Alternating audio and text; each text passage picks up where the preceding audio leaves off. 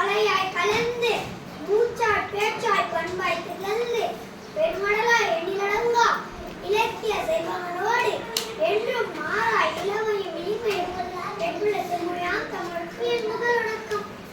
மலையால் முடிவை ஆக்கிட முடியும், மலை கடலும் அனைத்தும் தழுவ முடியும், விண்ணில் விரித்து பரப்ப முடியும், மண்ணில் மழையை பெருக்க முடியும், தமிழின் பாரம்பரியத்தையும் என்னையும் பெற முடியுமோ?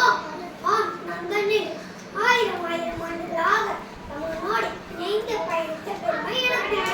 தமிழின் வாழ்வியல் முறை, பண்பாடு, கலாச்சாரம், தொழில் நாகரிகம், செழுமை, விளையாட்டு, பொழுதுபோக்கு இப்படி அனைத்தும் என்னை சார்ந்தே அமைந்துள்ளது.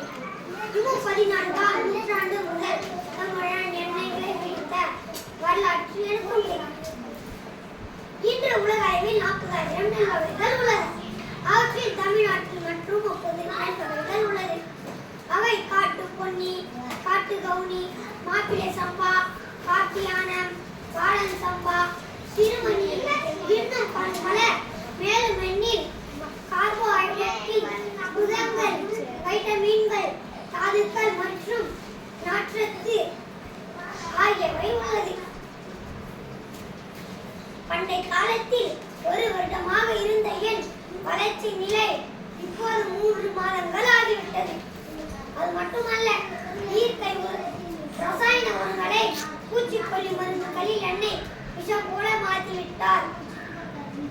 இயற்கை உரங்களை பயன்படுத்துங்கள். பொன்னி அரிசியை மட்டும் இல்லாமல் கருப்பு கவுனி அரிசி, மாப்பிள்ளை சம்பா, திணை, குதிரைவாலி அரிசிகளில் அதிக சக்தி உள்ளது. அவற்றை பயன்படுத்துங்கள். நான் இருக்கும் வரை பசி இல்லை, பசுமை குறையாது.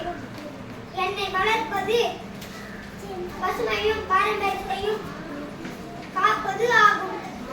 என்னை காக்கும் விவசாயத்தை மதிக்கும், பசுமையும் பாரம்பரியத்தையும் பாதுகாக்கும்.